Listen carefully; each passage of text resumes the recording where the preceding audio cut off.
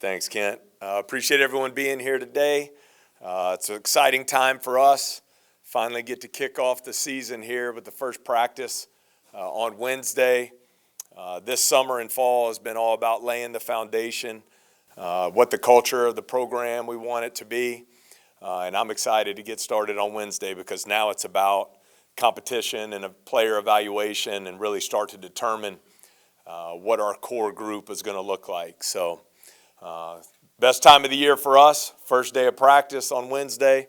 Love to open it up for any questions. Yes, sir. Hey, Coach. Glenn West with Go247. Just, when you kind of mentioned it here, but, I mean, you guys, you come back with 3 players that you brought in from Murray State, but this is pretty much a brand-new roster. Just how do you go about evaluating this team in terms of the roles they're going to be defined this year? It's a great question, Glenn.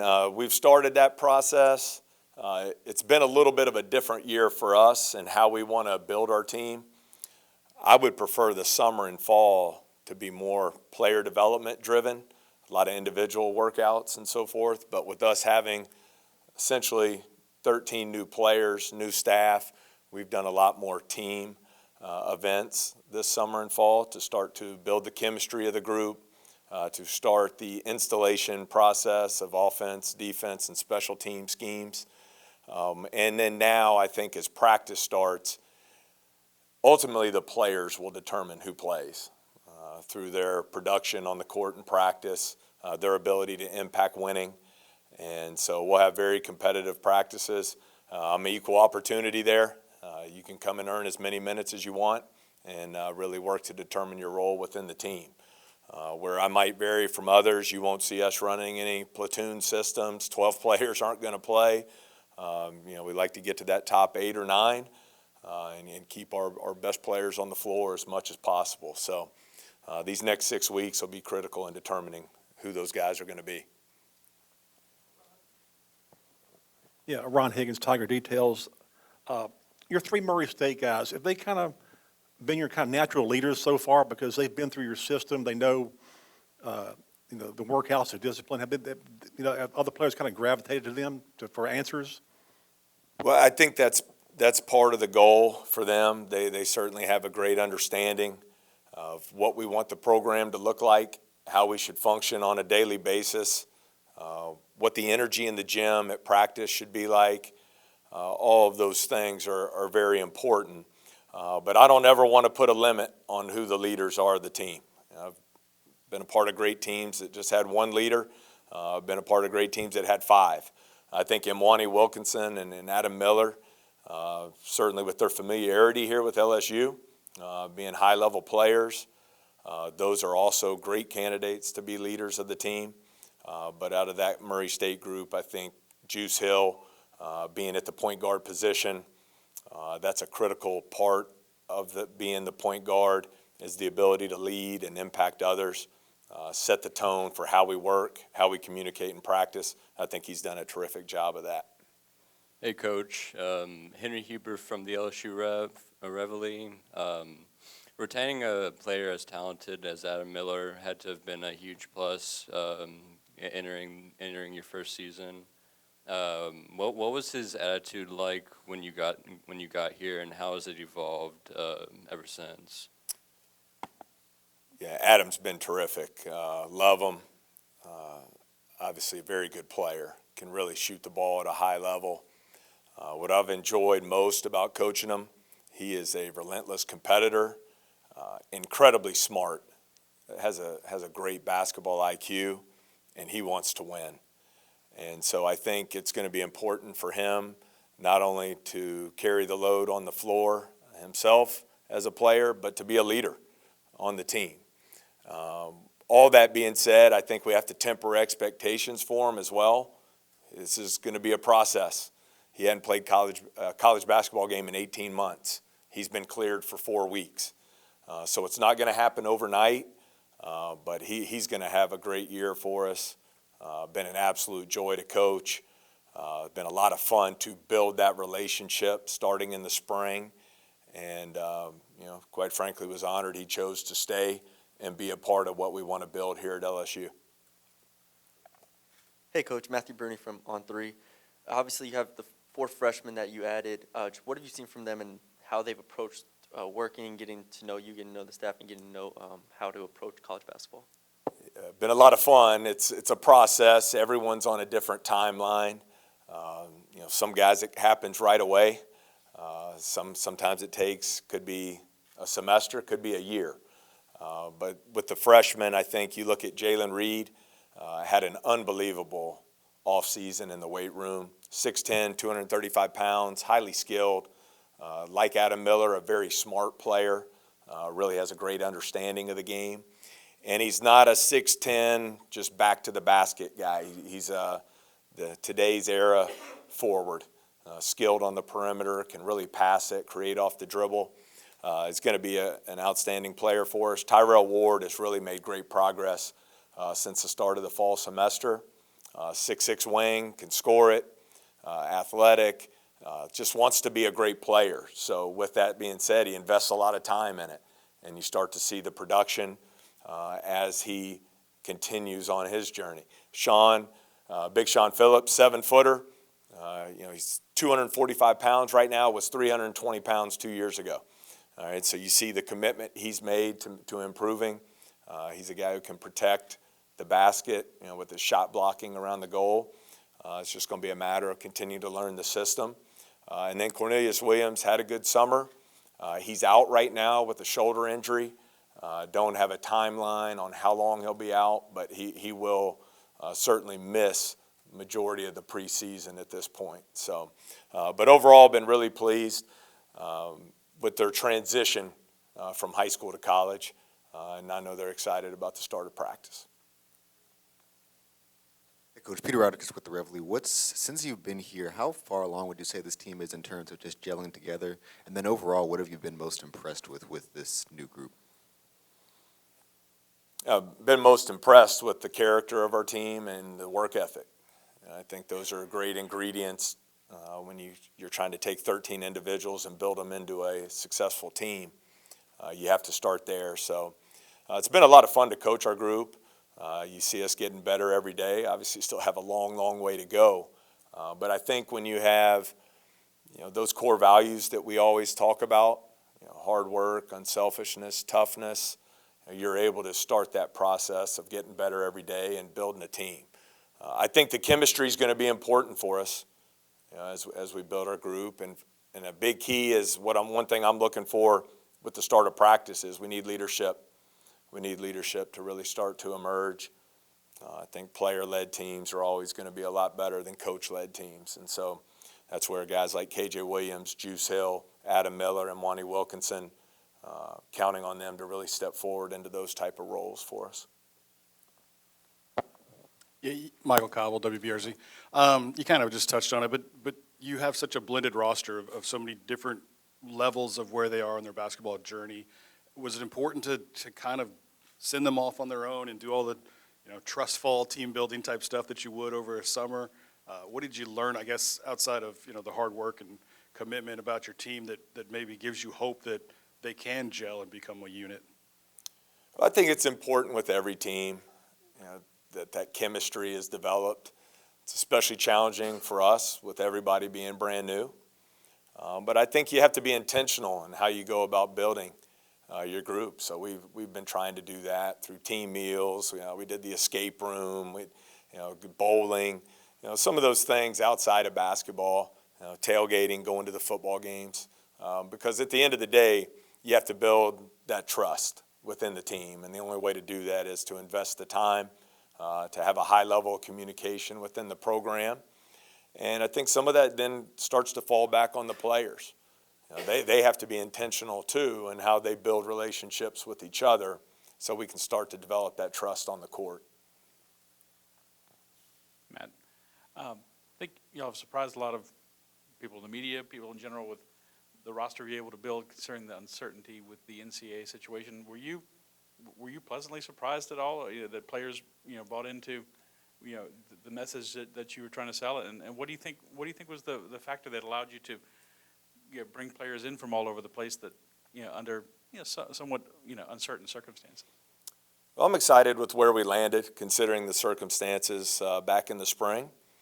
I think recruits, players, their families, I think they're all looking for some of the same things. Genuine, real relationships, a player development plan, a style of play that fits their game, an opportunity to come in and get better and prepare, hopefully to have great success here at LSU, and also set yourself up to have opportunities playing at the professional level when you leave. That it's an all-encompassing plan with our players, that they know we genuinely care about our players on and off the basketball court, that we're going to take care of their academic plan as well, and that we're going to invest and care about them as people. And I think, regardless of the circumstances, those things have to be at the foundation of what we're trying to build here. So I'm excited with where we landed. I know we've had all the stories about how we built the roster from 0 to 13, and it was fun doing all those.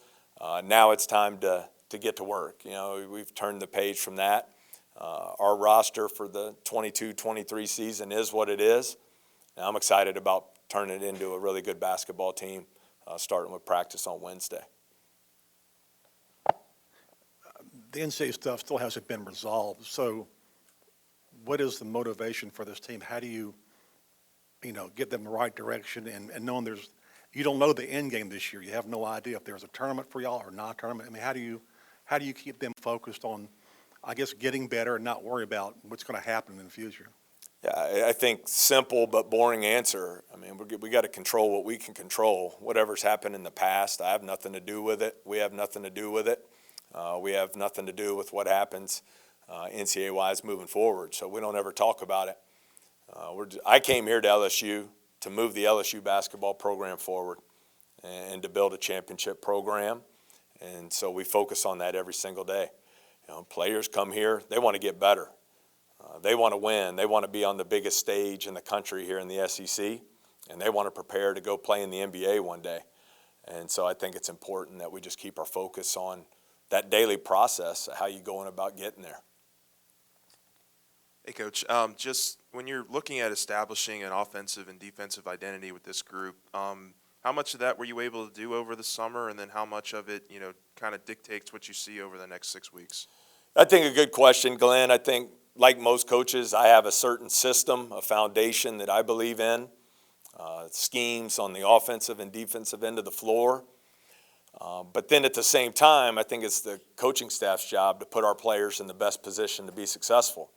So as we start to see our top 8 or 9 guys really evolve and establish their roles on the team, then it becomes our job as coaches to make sure we're building a system that's going to fit their strengths and give us the best opportunity to win games.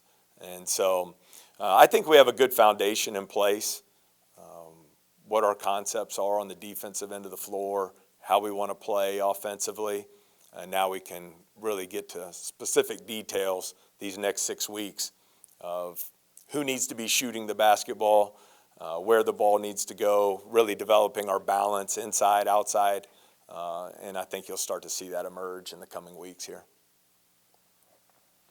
How do you want to break up the 6 weeks? What do you break it down into thirds? How do you approach it so that you're ready to roll? Mike, I like the new change. I guess it's been 6-7 years now. It used to be you always started on October 15th. Now going back 6 weeks, this 42-day window, we can be on the floor 30 days with our players. So I think it allows you to break it up, keep them fresher. I think the players like it because the preseason conditioning program's shorter. And then we like to go to start. We'll go 3 days on, take a day off, 2 days on, take a day off, and we'll do that all the way up until our first closed scrimmage toward the end of October. But it's full go at this point. We don't have necessarily an offensive day, a defensive day. Each day will consist of offense, defense, special teams, and player development. Big believer in that. We'll do player development, individual skill work every single day until the season ends. Hey, Matt, Sheldon Mickles at The Advocate. What did you see in Kendall Coleman so far that he averaged a double-double last year at Northwestern State? What do you like about him, and what do you have any other injuries besides Cornelius Williams? With Kendall, motor and physicality. 6'8", 235 pounds, really strong, physical, plays extremely hard.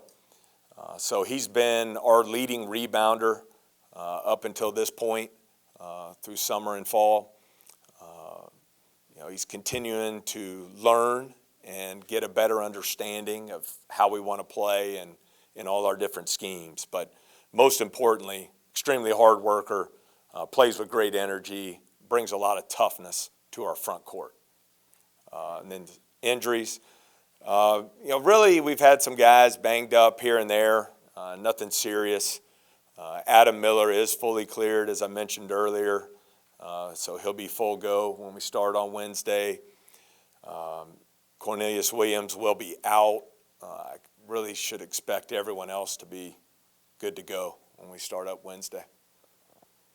Hey, Coach, here in the middle, Jacques Doucet, WAFB-TV. I was just curious, what's it been like to be part of the entire LSU landscape when you've got Kim Mulkey coaching the women, Brian Kelly coaching football, Jay Johnson baseball, and so forth? It seems like all those coaches say that we all kind of raise each other's level. It's been awesome just to be at LSU. I mean, I'm incredibly appreciative of the opportunity. There are a million reasons why I chose to come here. But that is certainly one of them, to be around, you're talking about some of the best coaches in all of college sports, Hall of Fame coaches. And so the opportunity to learn from them, to look forward to sneaking in the gym and watching some of Coach Mulkey's practice today, and I'll have my notebook out, always trying to learn and get better. Seeing how Coach Kelly has managed the season to this point, just really trying to learn, and you're always trying to steal something here and there that you can apply to your program to help your team be better. So it's awesome. It's a special place, unbelievable brand, and on top of that, the passion of the fan base, which we all have gotten to see here these first 6 months. Now really excited to get to the start of practice and get ready for opening night on November 9th.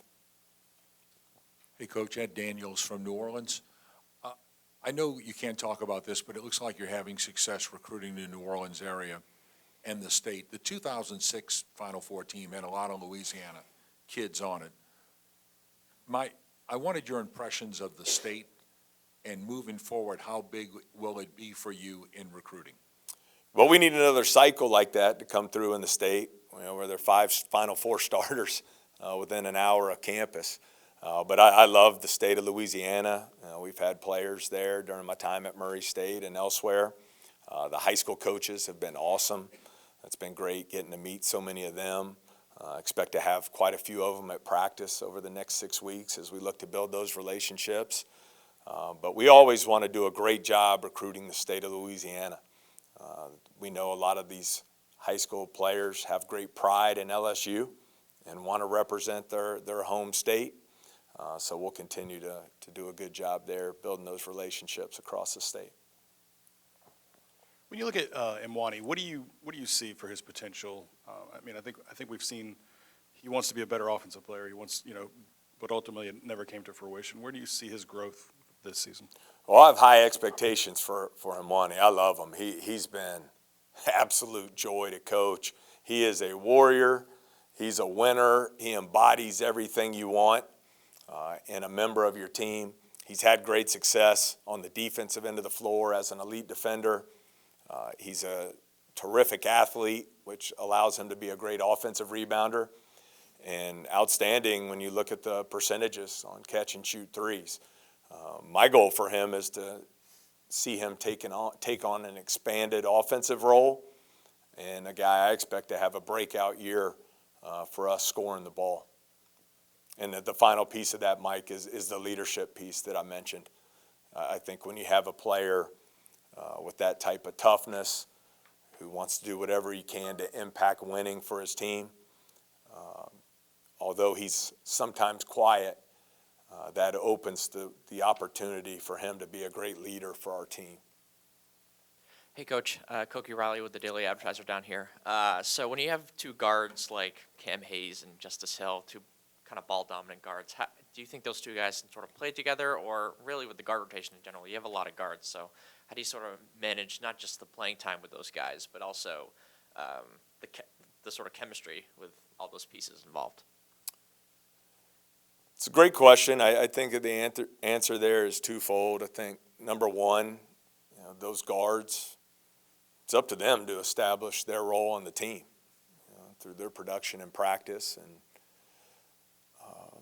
number two, I think it's up to the coaching staff to then identify which guards give you the best opportunity to win and then build your offensive, quote, playbook accordingly. I've been a part of teams where we had one point guard and he played all 40 minutes. I've been a part of other teams where our two best players were our point guards and we played those two guys together 37 minutes a game. So we're certainly not married to any certain system or you got to be, one point guard, two wings, two forwards. We want to get those 8 guys on the floor that give us the best opportunity to win. So I think you'll see a lot of that start to play itself out here in the coming weeks as practice gets going. I'm just curious, what is it too early to tell about your team? Do you feel like you have a pretty good handle on it, or is this thing wide open? I don't have a handle on it at all. It's going to be a process. That's why I'm so excited about the start of practice on Wednesday. We haven't faced any adversity at all other than a couple tough conditioning workouts here and there. So you get in practice. My goal as a coach is to create some chaos out there in practice and find out what we have and find out who we can become.